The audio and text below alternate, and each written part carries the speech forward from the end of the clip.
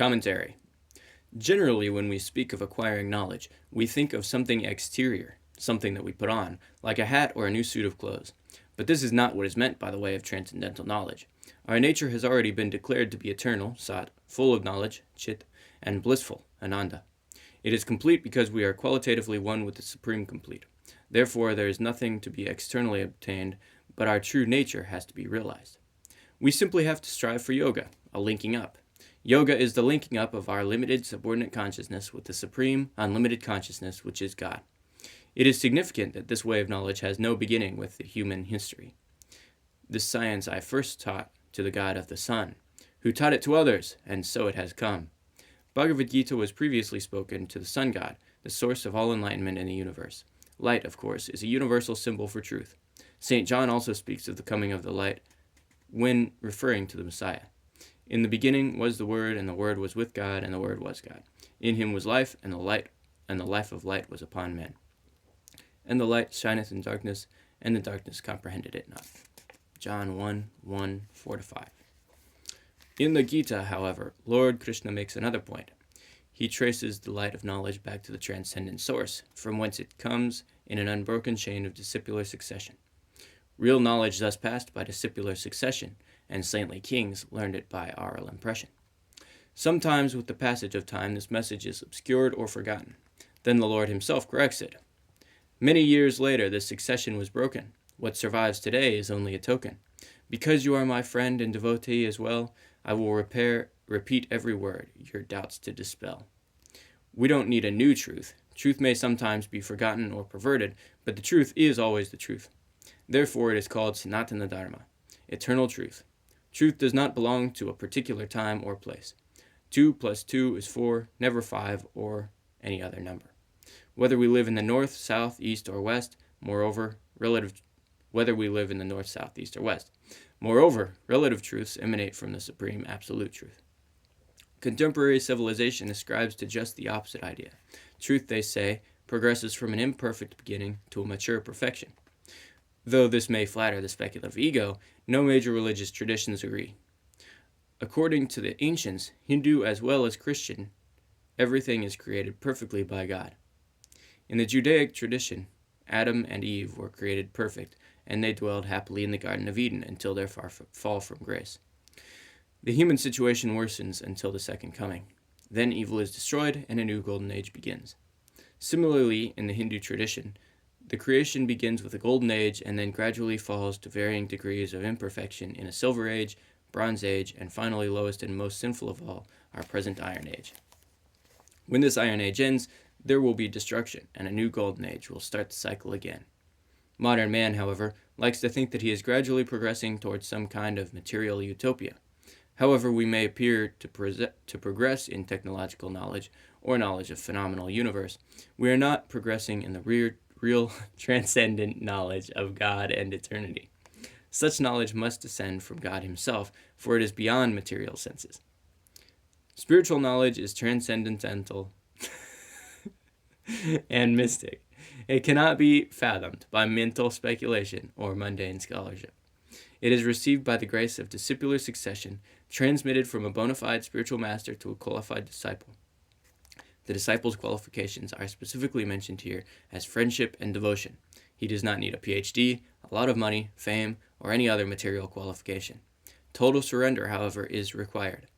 But at this stage in the Gita, Arjuna is still thinking materially. Arjuna asked Krishna how it really could be that he taught this to one so much older than he. How am I to understand that in the beginning you instructed this science to the sun god? Arjuna asks.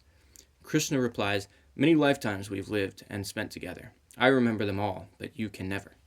This is one of the major differences between the Lord and the living entity. Since the Lord is omniscient, he knows all and remembers all. He never forgets anything. Krishna's absolute transcendence, his omniscience, omnipotence, and omnipresence always baffles the atheists who think of Krishna as a mere mythical character or popular folk hero. But factually, Krishna is not ordinary in any sense. He does not have a material body. Rather, he comes again and again to this mortal world in his same original transcendental body. Although I'm eternal, undying, unborn, I descend in each age in my spiritual form. Unlike our forms, which are products of Maya, illusions, Krishna's form, in his own spiritual potency, his own, unlike our forms, which are products of Maya, illusion, Krishna's form is his own spiritual energy, his own inconceivable potency. We are spirit souls, but the bodies that we inhabit are material and illusory. However, there is no difference between Krishna and his body. He is pure spirit in all his aspects. Although an ordinary living entity forgets, the Supreme Lord does not. If Krishna were an ordinary man, what value would his Gita have? The Gita has value precisely because it was sung by the Supreme Personality of Godhead. It is still being read thousands of years after the Battle of Kurukshetra and millions of years after being delivered to the sun god. Moreover, the Gita still delivers the same transcendental knowledge with the same force. If Krishna were subject to forgetfulness, then forgetfulness, or Maya, would be greater than Krishna himself. Indeed, illusion would be God. Krishna, or God, never forgets. The conditional living entity, however, is always forgetting. The difference between the infinite and finite is truly vast in quantity. To revive Arjuna's memory of eternal truth, and thereby the memory of all mankind, Lord Krishna spoke the Gita at Kurukshetra. The re-establishment of the eternal loving relationship between the supreme and living entity is the essential theme of the Gita. The spiritual revival is the science of Bhakti Yoga, the eternal occupation of the soul. Krishna comes to this world on a mission. He doesn't come as we do, to expiate bad karma or enjoy sense gratification. He comes for transcendental purposes only. When pure goodness declines and the godly are rare, and evil increases and foul is deemed fair, Krishna's senses are always satisfied, for he is Atmarama, complete in himself. He doesn't need anything. In fact, in the 10th chapter of the Gita, he tells us, I am the potency of all that be. All that exists depends fully on me. Know that all beautiful and mighty things from but a spark of my splendor spring. Whatever Krishna wants, Krishna gets, when he wants it. His will is. This is significant in the biblical account of creation, wherein God said, let there be light, and there was light. Everything exists on his word, his desire. This is what it means to be God. Krishna does not come to this world for his sense enjoyment. Rather, he says, I come to kill demons and restate the Dharma, and thus please devotees and save them from karma. In other words, Krishna comes to reclaim his fallen rebellious children, who are vainly trying to lord it over the material nature for sense gratification. Such gratification, however, produces no satisfaction, because the living entities are constitutionally spiritual, fragmental parts of the Lord. Consequently, conditioned souls are always frustrated. Birth, death, old age, and disease forever baffle their foolish plans for perpetual happiness in the temporary material world. Krishna's mission, to kill demons and restate the Dharma, involves the elimination of all obstacles to orderly devotional life. He annihilates great demons, restates the scriptures, such as the Gita, and reestablishes devotees as rulers of the world, as at Kurukshetra. But the Lord primarily comes to give pleasure to his devotees by revealing his transcendent nature and supreme dominion over all that be. By knowing the truth of my pastimes and birth, transcendent yet manifest now on this earth, one never returns to this valley of pain, but goes to Vaikuntha, my home to regain.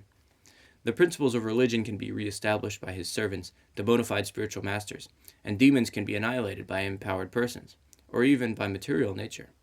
The Lord has many energies for these subsidiary purposes, but only God himself can give ultimate relief, transcendental pleasure, and enlightenment to his devotees. It is really to this end that he comes in his original transcendental body and enacts his eternal pastimes of love. Thus the Lord engages in loving pastimes with pure devotees like the residents of Vrindavan. He even plays the part of an ordinary child to satisfy their desire to have him as their child. He also engages in loving exchanges as the perfect lover with the gopis, cowherd girls of Vraja, or as the perfect husband with the queens of Dwarka. In this way, the Lord satisfies his devotees as no one else can. Next, Lord Krishna describes the pure nature of the living entity. Freed from mundane attachment, anger, and fear, the wise take refuge in my transcendent sphere. Thus in past ages many good men like thee attained highest knowledge and devotion to me. The Lord is always unaffected by material contamination. The living entity, however, being infinitesimal, is prone to being infected by the ignorance of illusion. Thus his knowledge of the soul is covered by the illusion of the body, but by associating with Krishna, by chanting his holy name, seeing his supermundane form, hearing of his transcendental pastimes, or just by rendering some humble service to him, the conditioned soul can be situated again in perfect knowledge and love for him. Krishna does not force us to surrender to him. If he did so, our surrender would not be an expression of love. Just so we can love him, and thereby experience the bliss of transcendental loving exchanges, the Lord gives us minute independence. He says, "In the same measure that one surrenders to me, I reciprocate with him accordingly." Krishna does not force us to surrender. Rather, he invites us into his loving service and reciprocates appropriately. All men follow my paths wherever they tread, but some lead to hell, and some to Godhead. Giving us full facility to satisfy our desires, be they godly or demonic, Krishna supplies us both with material and spiritual worlds. At the same time, he imparts spiritual knowledge through books such as the Gita, Bible, and other scriptures, and through his representatives, the bona fide spiritual masters. Nevertheless, we have independence.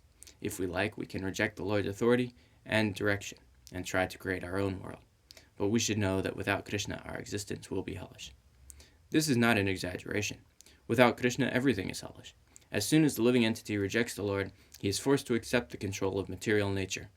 Under the control of the three modes, the living entity identifies with the material body, accepts birth, grows old, suffers disease, and inevitably dies, only to repeat the whole process again and again. Thus, due to sinful desires, the eternal pure spirit soul is degraded. The process of degradation has already been described in the second chapter. Krishna gives us full freedom, either for elevation or degradation.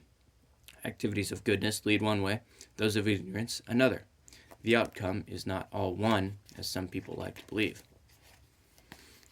When we speak of action, however, several factors have to be considered: prescribed or pious action, karma; impious action, vikarma; and inaction, akarma. According to the scriptures, society is divided into 4 classes and 4 stages of life. Footnote 1. The Brahmin, the intellectual priestly class; Kshatriya, the warrior administrative class; Vaishya, the mercantile and farming class; and Shudra, the laboring class. And footnote 2. Brahmachari, student life; Grihastha, householder life; Vanaprastha, retired life; Sannyas, renounced mendicant life of a holy man. According to the scriptures, society is divided into 4 classes and 4 stages of life. The performance of duty according to these 8 divisions is called good karma and leads to rebirth on a higher plane. Still, there are reactions and thus rebirth, however good our actions may be. If we perform activities against the scriptural regulations or fail to perform our duty, vikarma, we are degraded in our next life. This is the result of bad karma. In either case, good karma or bad karma, there is no liberation from the cycle of rebirth. Akarma, however, refers to activities devoid of reaction. Such activities performed without a desire to enjoy their fruits lead to liberation. These are the activities of Krishna consciousness, performed on behalf of the Lord and herein recommended by Lord Krishna. We must remember that Arjuna's confusion arose because he initially thought that to fight against his kinsmen would be vikarmic, inauspicious.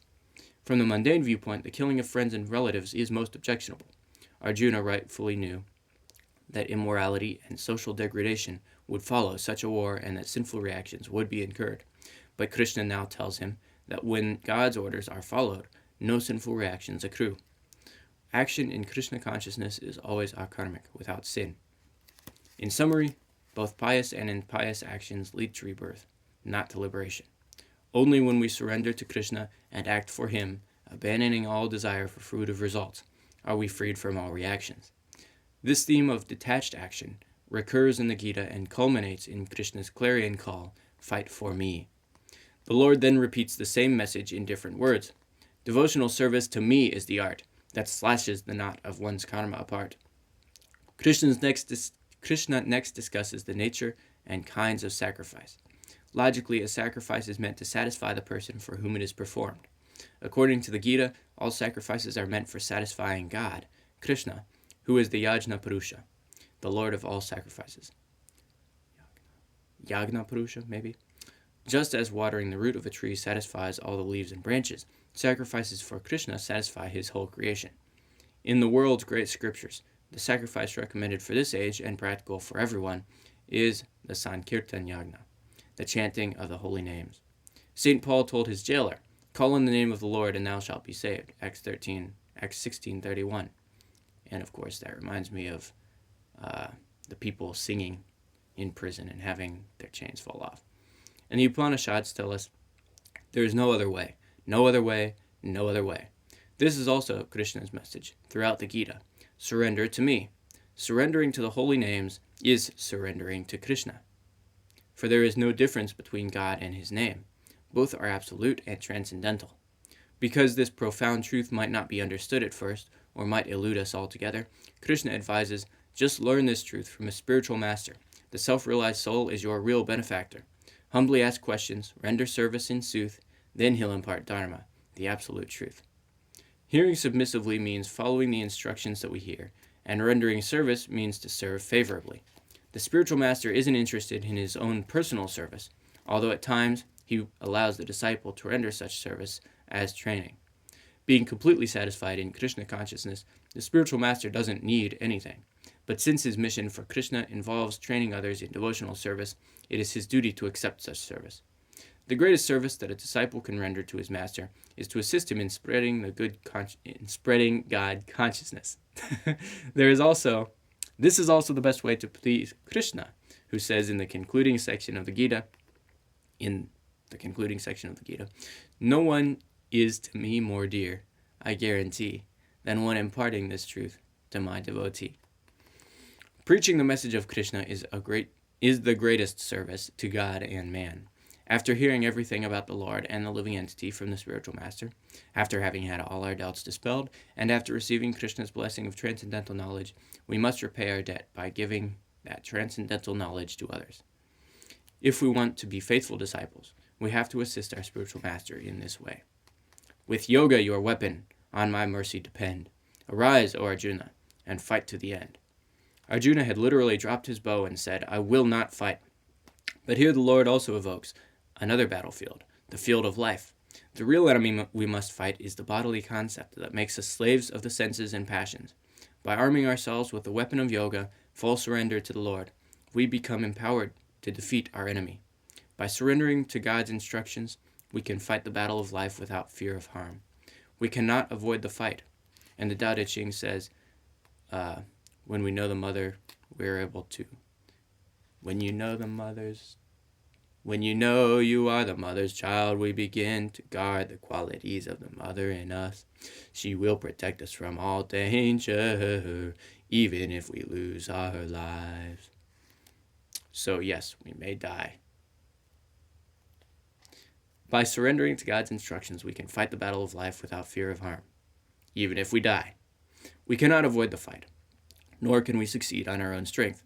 But in the freedom of the knowledge that liberates us from the control of the passions and the mind, giving us wisdom to recognize the Lord within and the bona fide spiritual master without, we can fully surrender to God and be perfectly protected. Then we can act on a higher plane, from the soul within. In this pure transcendental consciousness, we act out of pure love, not for mundane reward. Then there is no binding force at all, for there is no egoism. All actions flow from the self, from the supersoul within. They become a manifestation of his power in us. Finally, in complete surrender, we can truthfully say, I am not the doer, it is the Lord. I am only his instrument. In this consciousness, we can act free from reaction. When the finite self is fully surrendered to the supreme infinite self, actions no longer come from man, but from God.